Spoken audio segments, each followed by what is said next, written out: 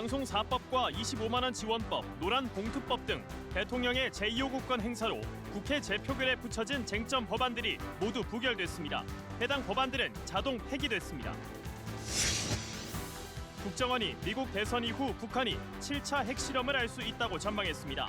또 북한이 두 자릿수 핵무기를 만들 수 있는 플루토늄과 우라늄을 보유하고 있다고 분석했습니다. 보험 가입이 안 된 죽은 소의 귀표를 받고 보험금을 부당 청구한 축산업자 등이 무더기 적발됐습니다. 직접 귀표를 부착하지 않고 업자에게 맡긴 축협의 부실한 관리 실태도 드러났습니다. SNS로 접근해 친분을 쌓고 돈을 뜯어내는 이른바 돼지 도살 사기와 로맨스 스캠 범죄가 기승입니다.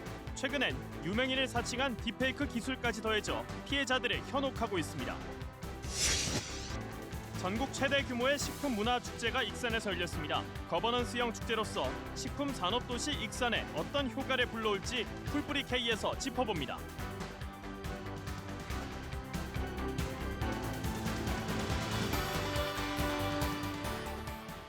시청자 여러분 안녕하십니까? 전북 7시 뉴스입니다.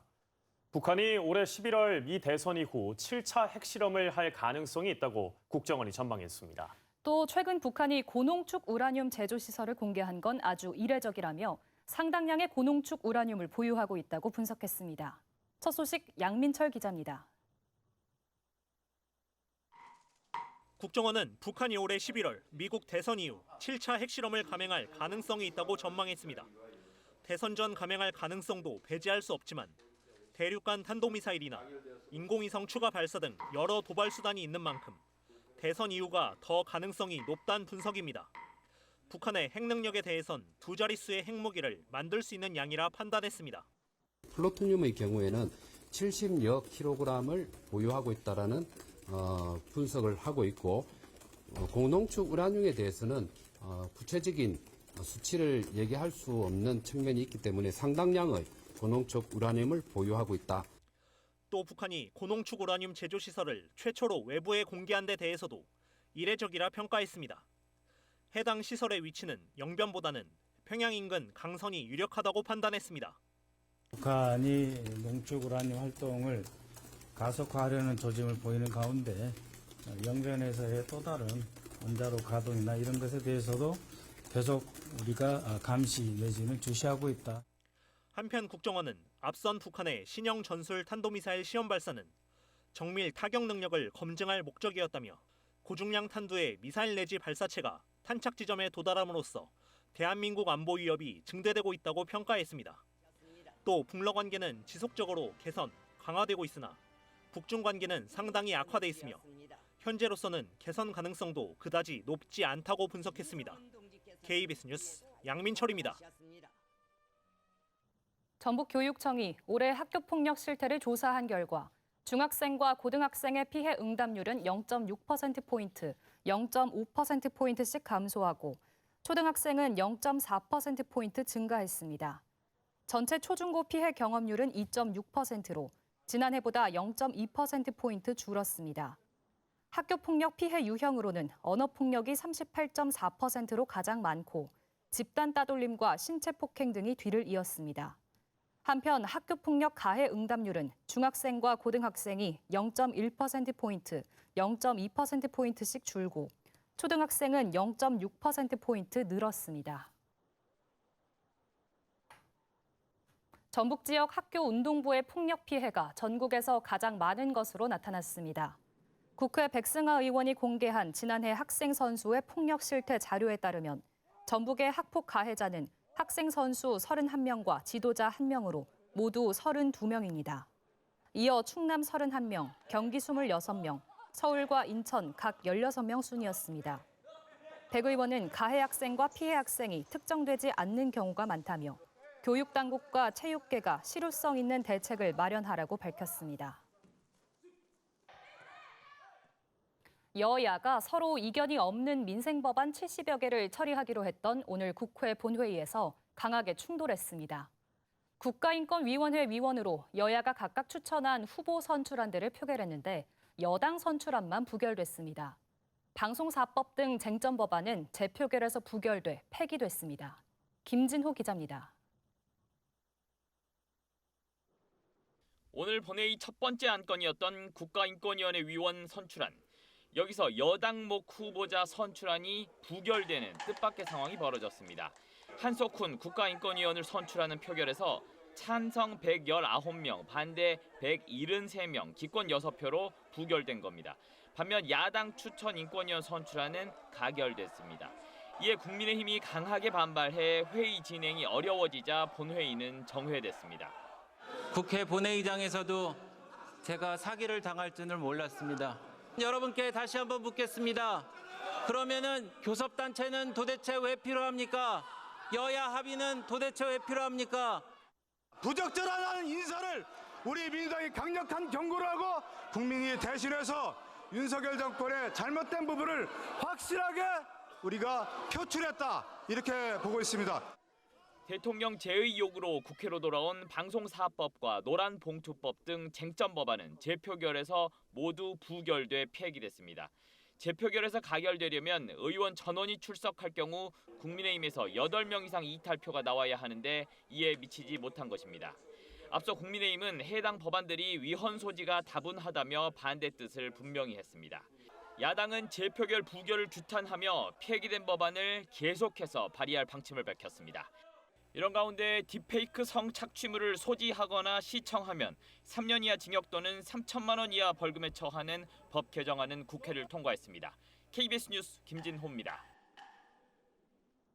22대 국회 첫 국정감사가 다음 달 7일부터 20여일간 진행됩니다. 국회 국토교통위는 다음 달 7일 새만금 개발청, 14일 전북특별자치도, 16일 새만금 개발공사를 대상으로 국정감사를 합니다. 다음 달 17일에는 전북교육청, 전북대 병원에 대한 교육위 국감과 전주지법, 전주지검에 대한 법사위 국감이 열립니다. 농촌진흥청 국감은 다음 달 11일, 한국은행 전북본부 국감은 다음 달 23일 이루어집니다. 한우 농가들이 원산지 등 각종 이력이 담긴 귀표를 소에 달아 키우고 있습니다.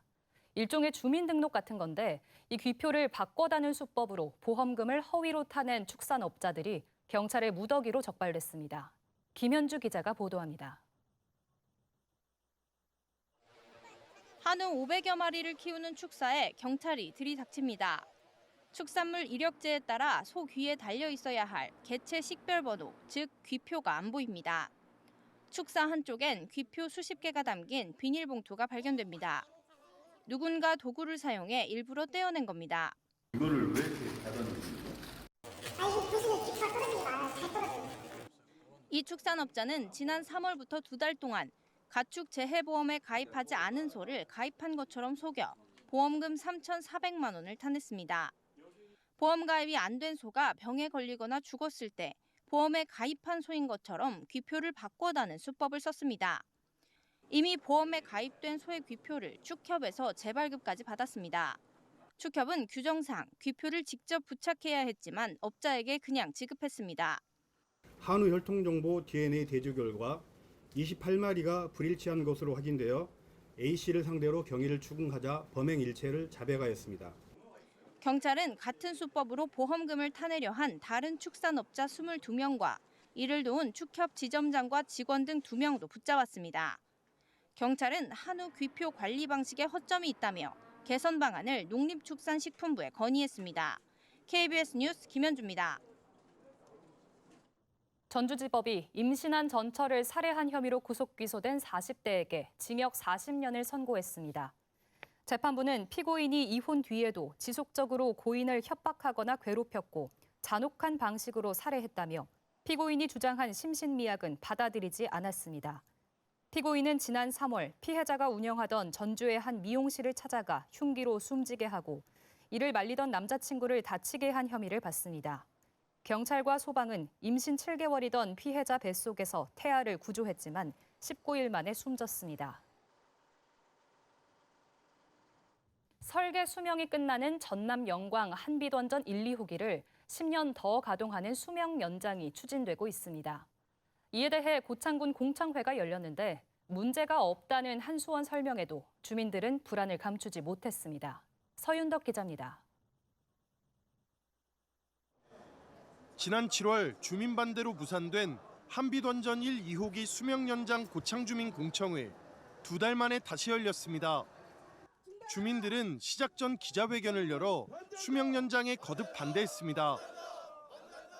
최소한의 동의 절차도 없이 일반적으로 강행되고 있는 한빛 1호기 수명 연장을 반대한다는. 하지만 공청회가 2차례 무산되면 열린 것으로 본다는 규정을 고려해 이번엔 참석해 의견을 냈습니다. 질문의 초점은 수명 연장으로 인한 사고 가능성이었습니다. 후쿠시마 체르노빌과 같은 사고가 날 수도 있지 않느냐. 그리고 그 사고로 인해서 방사능이 많이 나올 수도 있지 않느냐. 이런 것을 알고 싶다는 겁니다. 그 사고들을 일어나지 않도록 예방하고 그런 사고들이 일어나지 않는 확률을 낮추는 게 목표인 거지. 또 주민들을 대하는 한수원 태도를 지적하며 수명 연장 절차에 주민 투표를 넣자는 의견도 나왔습니다. 주민 투표를 한다라고 생각해 봅시다. 그러면 이 사람들이 이러겠어요? 절대 이러지 않을 겁니다. 주민들은 안전이나 절차에 문제가 없다는 한수원 답변이 충분하지 않다며 반발했고 진행 절차를 두고도 언쟁이 오갔지만 공청회는 2시간 반 만에 종료됐습니다. 이번 공청회가 주민 궁금증과 불안감을 해소한 건지 의문을 남긴 가운데 원전 주변 6개 지역 중 전북에선 부안만 공청회를 남겨두고 있습니다. 부안군은 개최 여부와 일정 등을 아직 정하지 않았다고 밝혔습니다. 한수원은 연말까지 공청회를 마치고 원안위 심사를 거쳐 내후년부터 수명 연장을 시행하겠다고 했습니다. KBS 뉴스 서윤덕입니다. 송전선로 등을 건설할 때 주민 반대를 최소화하기 위한 전선 지중화의 비율이 지역별로 큰 편차를 보이고 있습니다. 국회 박지혜 의원이 한국전력에서 받은 자료에 따르면 지난해 전북의 지중화율은 12.4%로 전국 17개 시도 가운데 14번째로 낮습니다. 지중화율 45%가 넘는 서울과 대전, 인천, 세종, 부산과도 큰 대조를 보입니다. 박 의원은 재정 자립도가 열악한 지역에 지중화 사업비 부담을 줄이기 위한 개선책이 필요하다고 밝혔습니다.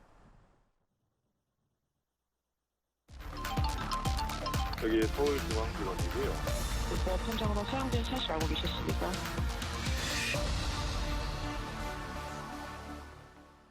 KBS가 마련한 연중 기획 순서입니다.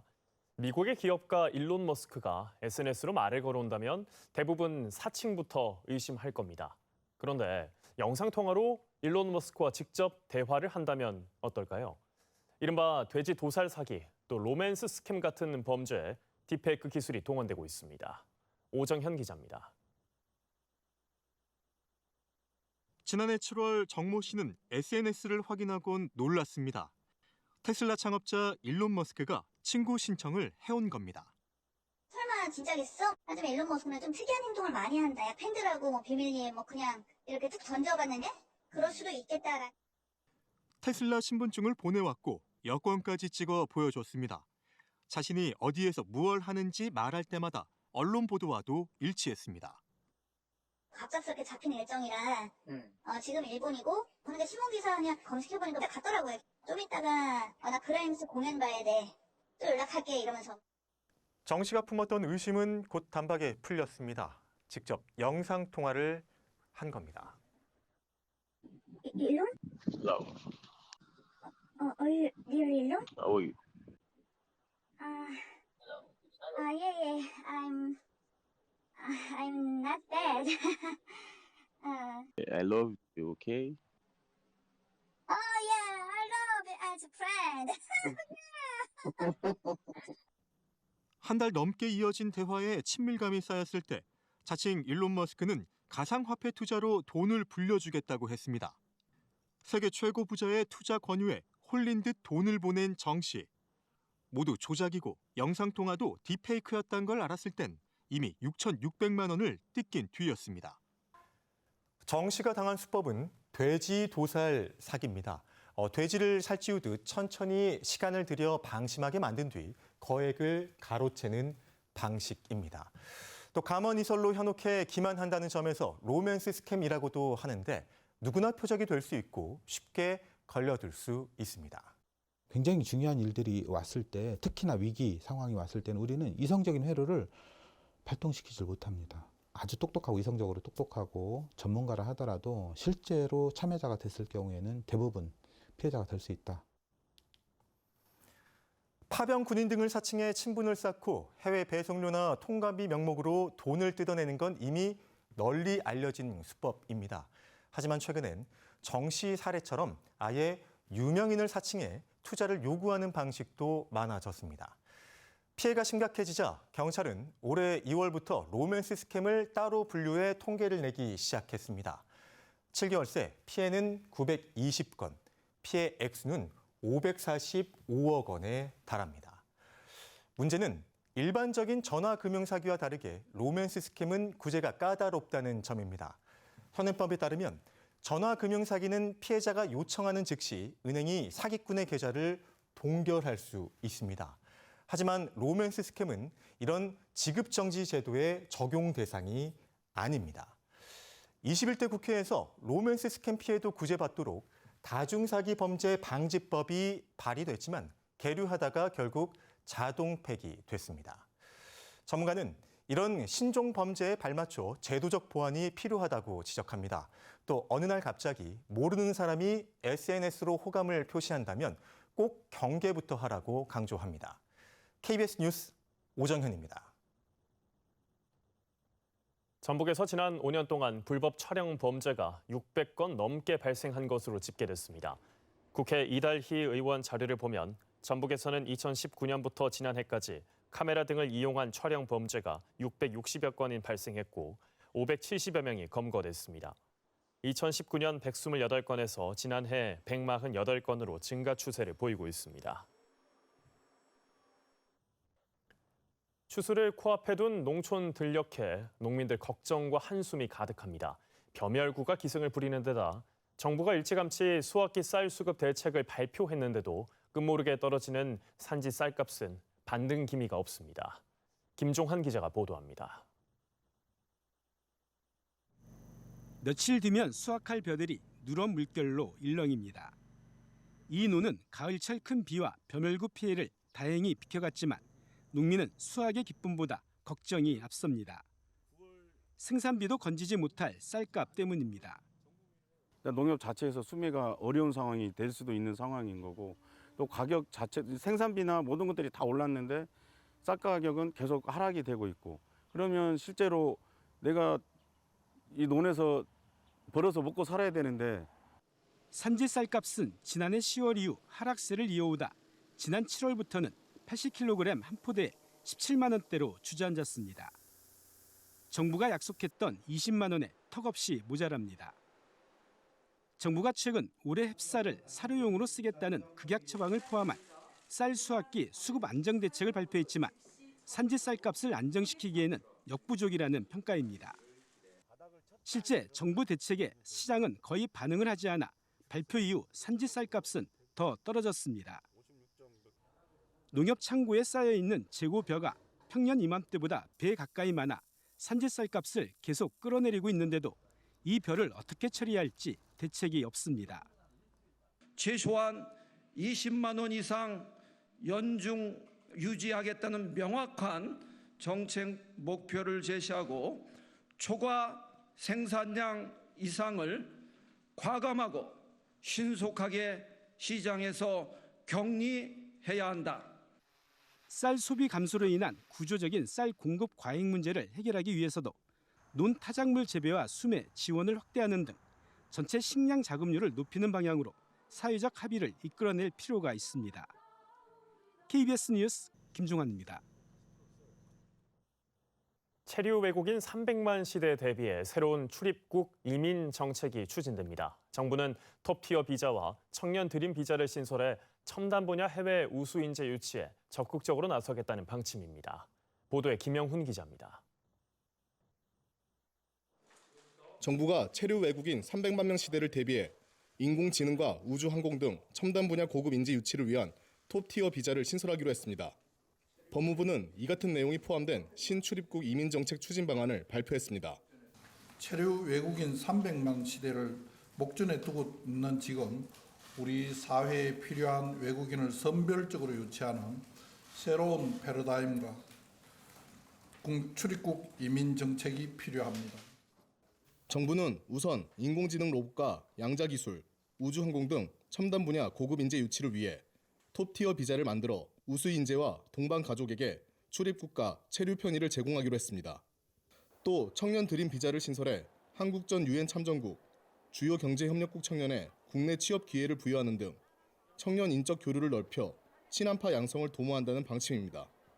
경제계 수요를 반영한 실용적인 비자 정책 마련을 위해 민간 전문가가 직접 참여하는 민관합동 심의기구도 신설할 예정입니다. 이와 함께 인구 감소에 직면한 지자체가 지역 발전 전략에 맞게 외국 인력을 유치할 수 있도록 광역형 비자를 구현하는 등 지역 맞춤형 이민 정책을 추진하기로 했습니다. 또 체류 외국인 증가로 사회 통합 필요성이 커지는 만큼 장기 체류 예정 외국인에게 입국 전 사회 통합 교육을 제공하기로 했습니다. 이번 방안을 통해 정부는 주력 산업 경쟁력의 바탕이 되는 전문 기능 인력을 5년 이내에 10만 명 이상 추가 확보할 수 있을 것으로 내다봤습니다. KBS 뉴스 김영훈입니다.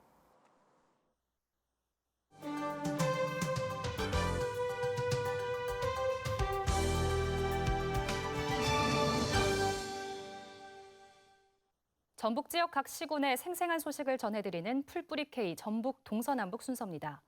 전국 최대 규모의 식품 문화 축제가 익산에서 막을 올렸습니다. 요리 경연을 비롯해 다채로운 시식 체험 행사 등 식품을 주제로 한 다양한 행사가 마련됐습니다. 조경모 기자입니다. 칼로 썰고 양념에 버무리고 뜨거운 물에 데칩니다. 90분 안에 최고의 요리를 내놓기 위한 청년 요리사들의 경쟁이 시작됐습니다. 닭고기를 주 재료로 주최 측에서 무작위로 제시한 지역 농산물을 이용해 새로운 요리를 완성해야 합니다. 시크릿 식재료에 초점을 맞춰서 좀 닭고기의 맛을 업그레이드 시킬 수 있는 조리 특성화고 학생들이 개발한 새로운 요리도 눈길을 끕니다. 심사위원들은 신선한 식재료를 활용한 독창적인 요리법을 꼼꼼히 살핍니다. 조리 방법도 그렇고 소스를 다양하게 활용을 해서 굉장히 이번에는 그 수상을 가리기가 힘들 것 같습니다. 올해로 세 번째 맞은 향토 기업인 하림이 함께하는 식품문화축제 NS 푸드페스타. 국내 최대 규모의 요리 경연과 식품산업 학술대회 등 음식을 중심으로 한 다양한 프로그램이 마련됐습니다. 향후에 지역과 함께 성장하고 식품 산업 발전을 위해서 종합 선물 세트 같은 특히 익산시는 새해째 이어지고 있는 푸드페스타가 국가식품 클러스터 2단계 확장과 지역 식품기업 중심의 상생형 일자리 사업에 도움이 될 것으로 기대하고 있습니다. 6차 산업으로 나아가기 위해서 이제 이 NS 푸드 페스타가 마중물 역할을 할 것으로 기대하고 있거든요. 익산시가 이번 축제를 통해 명실상부한 식품산업 중심지로 자리매김할 수 있을지 주목됩니다. KBS 뉴스 조경모입니다. 네, 이번에는 전국 최대 규모의 식품 문화 축제로 자리 잡은 NS 푸드 페스타가 어떤 의미를 갖고 있는지, 그리고 지역 식품 산업에 어떤 영향을 주고 있는지 자세히 알아봅니다. 올해 NS 푸드 페스타 운영을 총괄 담당하는 허영환 본부장과 이야기 나눠보겠습니다. 안녕하십니까? 안녕하십니까? 네. NS 푸드 페스타 2024 운영을 총괄하고 있는 NS 홈쇼핑 허영환입니다. 반갑습니다. NS 푸드 페스타는 전북의 향토 기업인 하림이 사실상 주최를 하지 않습니까? 근데 이게 불과 몇 년 전만 해도 서울에서 행사를 열었는데 행사를 익산으로 옮겨온 이유가 뭘까요? 네, 하림은 종합식품 기업으로 성장을 했고요. 최근에는 세계적인 기업으로 발돋움했습니다. 그 계열사인 저희가 사실은 성남 판교의 테크노밸리에 있거든요. 그래서 서울에서 오랫동안 해왔고 저희가 몇 차례 고민을 했습니다. 행사 장소도 한번 고민해보고 옮겨보자 그런 얘기가 나오던 중에 사실 전북은 맛의 고장이자 농업의 중심지잖아요. 그리고 최근에 익산 같은 경우는 식품 메카로 떠오르고 있지 않습니까? 저희는 이런 점 때문에 이 행사를 익산에서 한번 해보자라고 해서 옮겨오게 된 겁니다. 네. 행사가 오늘부터 내일까지 열립니다. 이 규모가 커졌으니까 아무래도 더 장소에 대한 고민이 깊어졌을 텐데 좀 특별한 곳에서 진행된다고요? 네, 맞습니다. 저희도 사실은 뭐 아까 말씀드렸지만 많이 고민을 했고요. 그 식품 저희가 늘 주장하는 게 식품을 만드는 곳 아니면 현장에서 한번 행사를 해보자 그런 고민들을 했고요. 가정에서 식품 또는 음식을 만드는 곳을 저희가 부엌이라고 얘기를 하지 않습니까? 네. 저희가 익산에 온 국민들을 위한 커다란 부엌을 만들었습니다. 저희가 그것을 퍼스트 키친이라고 부르고 있고요.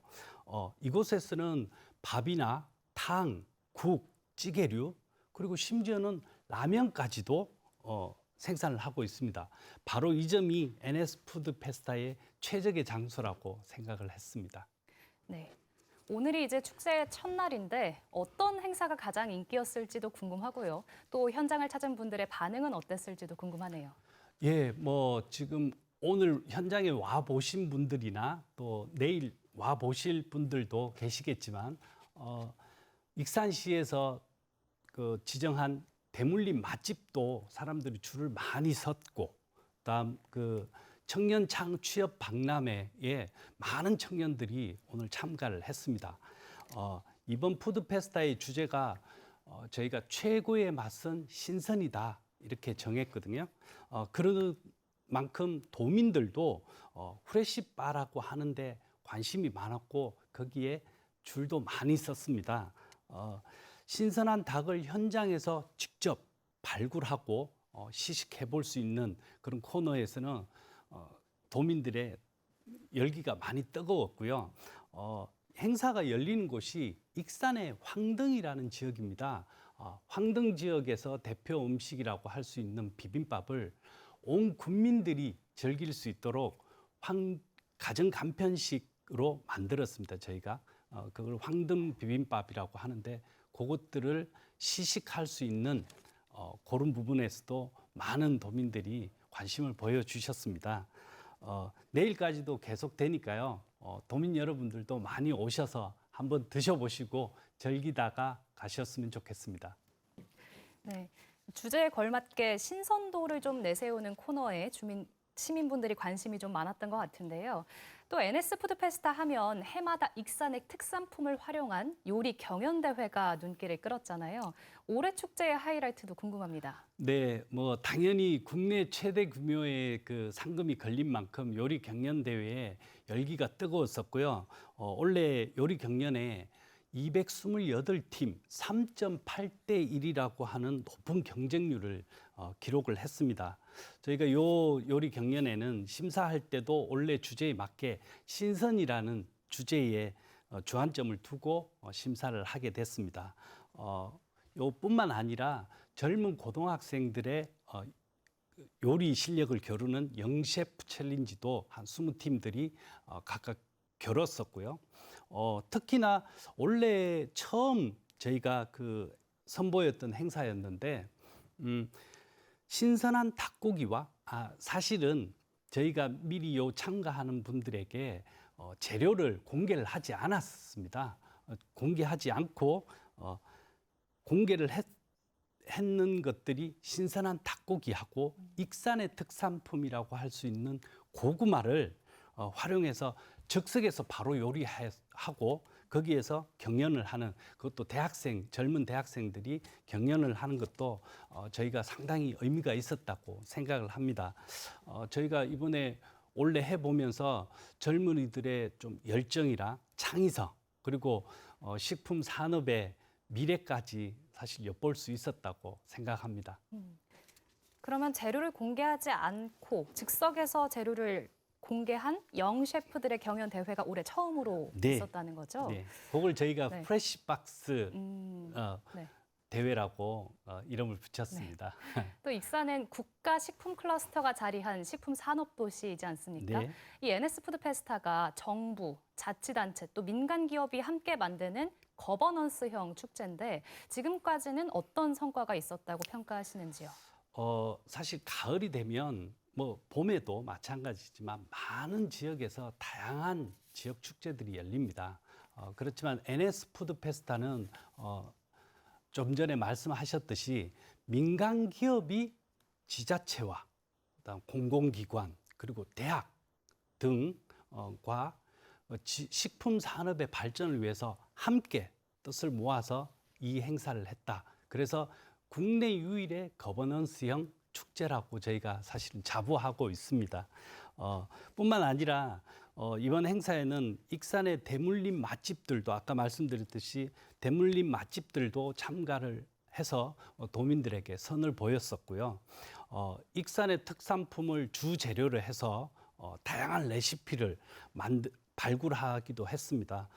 이런 것들을 통해서 우리 먹거리 소비를 좀 권장하고 또 촉진하는 그런 계기가 됐다고 생각을 하고 있습니다. 뿐만 아니라 국가식품 클러스터 기업이라든가 또 청년 식품 스타트업을 저희가 발굴을 이번에 하게 되고요. 이런 것들을 통해서 식품 산업의 미래 비전을 제시했다라고 사실 조심스럽게 한번 자평을 해보고 있습니다. 내일은 이런 취지에 맞게 이런 다양한 프로그램들이 많이 이루어지니까요. 도민 여러분들도 오셔서 또 먹고 보고 즐기고 가시면 더 좋겠습니다. NS 푸드 페스타는 이 행사를 통해서 지역과 함께 성장하고 식품 산업의 발전을 위해서 종합 선물 세트 같은 그런 축제로 발전시키려고 하고 있습니다. 네, 내일도 많은 분들이 찾아주셨으면 좋겠고 또 NS 푸드 페스타가 익산과 함께 성장해 나가는 우리나라 대표 축제로 자리매김하기를 바라보겠습니다. 오늘 말씀 여기까지 듣겠습니다. 고맙습니다. 감사합니다. 다음 소식입니다. 고창군이 지역 청년 농업인을 위해 스마트팜 단지 조성에 나섭니다. 부안 곰소 젓갈 축제가 다음 달 3일부터 사흘간 열립니다. 전북의 지역 소식 진유민 기자입니다. 고창군이 지역 청년 농업인을 위한 대규모 스마트팜 단지를 조성합니다. 성송면 판정리 일대 5만 제곱미터 터에 내년 말 준공을 목표로 165억 원을 들여 지원센터와 3종 온실 등을 지을 계획입니다. 지역 내 농가가 청년농에게 스마트팜 운용과 작물 재배 기술을 전수할 수 있도록 연계하고 판로 개척을 지원하는 등 상생 모델도 만들어갈 방침입니다. 고창 스마트팜을 통해 농업 인구 감소와 농업인의 고령화 문제를 해결하고 청년 농업인에게는 꿈과 희망을 안겨줄 수 있기를 기대합니다. 젓갈 명산지로 꼽히는 부안 곰소에서 다음 달 3일부터 사흘간 부안 곰소 젓갈 축제가 열립니다. 이번 축제는 곰소의 재발견 누구나 즐기는 젓갈이란 주제로 새우잡이와 염전 체험 등 여러 체험 행사뿐만 아니라 관객 중심의 다채로운 공연과 현지 음식을 즐길 수 있는 야간 포차가 마련됩니다. 축제 기간 젓갈과 액젓 등은 20% 할인된 가격으로 판매될 예정입니다. 맛있는 젓갈과 재미있는 프로그램이 가득하니 가족, 연인, 친구들과 꼭 함께 오셔서 즐거운 추억을 만들어 가시길 바랍니다. 공유 전동 킥보드의 불법 주정차와 안전사고 문제가 잇따르고 있는 가운데 남원시가 안전체계 구축에 나섭니다. 시는 유관기관과 협약을 맺고 전동 킥보드 최고 속도를 시속 20km로 낮추고 방치된 킥보드는 적어도 2시간 이내에 처리하기로 했습니다. 전용 거치대나 주정차 구역의 킥보드 주차를 유도하고 무면허 안전모 미착용 등 범법 운행자에 대한 계도와 단속도 강화할 계획입니다. KBS 뉴스 진유민입니다. 전북도가 전주시 서학동에서 완주군 구이면을 잇는 학산 등산로 1.9km를 정비하기로 했습니다. 이번 숲길 정비는 전주시와 완주군의 상생협력 사업으로 보행이 어려운 구간은 보수하고 노후된 시설은 교체하기로 했습니다. 앞서 전주시는 오는 2027년까지 학산 등산로 입구에 89억 원을 들여 산림 치유의 숲을 짓기로 했습니다. 제18회 전북 장애인 체육대회가 내일 개막해 순창 일대에서 사흘 동안 열립니다. 전북특별자치도 출범 뒤 처음 열리는 이번 대회에는 전북 지역 14개 시군 장애인 선수단 2천여 명이 참가해 탁구와 사격, 볼링 등 19개 종목에서 기량을 겨룹니다. 특히 한공과 슐랭은 시범 종목으로 플로어 컬링과 스포츠 스태킹은 전시 종목으로 첫 선을 보입니다. 헤즈볼라 섬멸을 목표로 레바논에 대한 대대적인 공습을 이어가고 있는 이스라엘이 지상군 투입까지 준비하고 있는 것으로 전해지고 있습니다. 헤즈볼라와 전면전을 벌이겠다는 건데 벌써 예비군 소집에 착수했습니다. 김기수 기자의 보도입니다. 헤즈볼라의 주 근거지인 레바논 남부에 나흘째 대규모 공습을 벌이고 있는 이스라엘. 더 나아가 지상전까지 벌이겠다는 의지를 감추지 않았습니다. 이스라엘군 최고위 관계자는 계속되는 공습이 지상군 투입을 위한 사전 작업이라고도 말했습니다. אנחנו תוקפים כל היום גם כדי להכין את השטח לקראת האפשרות של הכניסה שלכם וגם כדי להמשיך לפגוע בחיזבאללה. 특히 이스라엘군은 레바논 접경지인 북부 지역의 작전 활동을 위해 2개 예비군 여단을 소집하고 있다고 밝혔습니다. 헤즈볼라와의 교전을 이어가기 위한 것이라고 설명했지만 접경지 병력 확충은 국경을 넘은 지상전을 본격 준비하기 위한 거란 분석이 나옵니다. 네타냐후 이스라엘 총리도 헤즈볼라를 향한 공세를 멈출 생각이 없다고 강조했습니다. דבר אחד אני מבטיח לכם, אנחנו לא ננוח עד שהם יחזרו הביתה.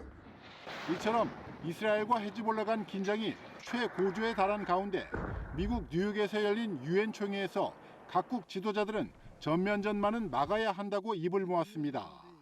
미국과 프랑스는 이스라엘과 헤즈볼라의 21일간의 임시 휴전 협상안을 제시하며 사태 악화를 막기 위한 외교전에 나섰습니다. KBS 뉴스 김기수입니다.